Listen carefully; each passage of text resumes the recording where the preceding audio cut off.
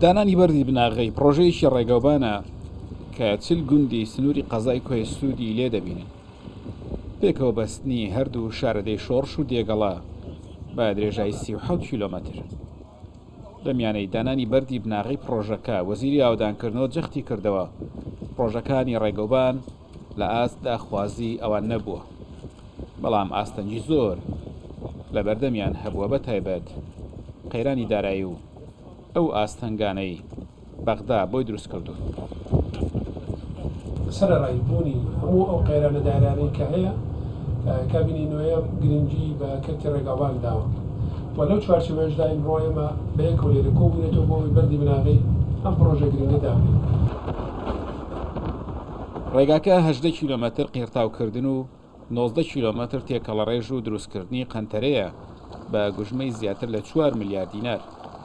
جەلیل محەممەد دانیشتوی گوندی بایزاغایە و باز لە بەسەرهاتێکی ناخۆش لەگەڵ ڕێگاکە دەکات کە نەخۆشیان پێبووە و لە قوڕ و لیتەدا ئۆتۆمبیلیان چەقیوە. نەخۆش مینایە سارە نزوو نەخۆش مینایە ئەلو ئاخاری گوزای مایمەوە شوێ تاس بێنێ سار ناوخۆری چەقی و ئاسی بەرام ئێستا ئەو نمایە ئێستا خوا بەزیاد باشە بینەکە بەرام ئێستا گەورێتەوە بکرێ نەعی سێگرتان لەگە نەعی دێک بدا ئەوڕێە خەرق سودمەند دەبی پرۆژەی چاکە خەرکەوت لێ سودمەند دەبی ئەو دەوزەیە هەموو شینای و زەرعاتی هەیە هاوسی بۆ ڕێدا دەبی و هەولێر نێزگترا. لە کارنامەی کابینەی نوێمی حکوومەتی هەرێمی کوردستاندا گرنگی زۆر بە کەرتی کشت و کاڵ و ئاژەڵداری دراوە. حکوومەت لەم ڕێگەیەوە دەیەوێت هەم جوتیاران و گوندنشینان لەسەر خاک و ئاوی خۆیان بمێنەوە، هەم پەرە بە کەرتی کشت و کاڵ بدات.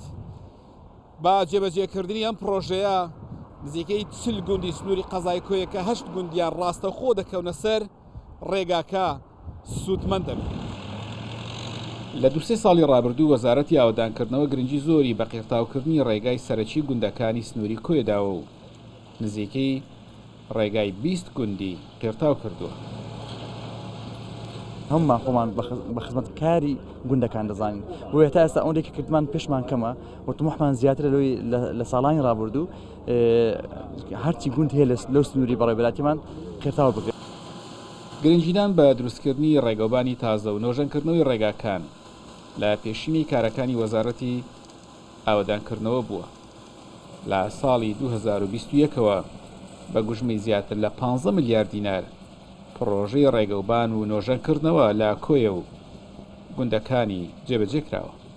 ئارەسەمی کوردستان 24 کۆیە.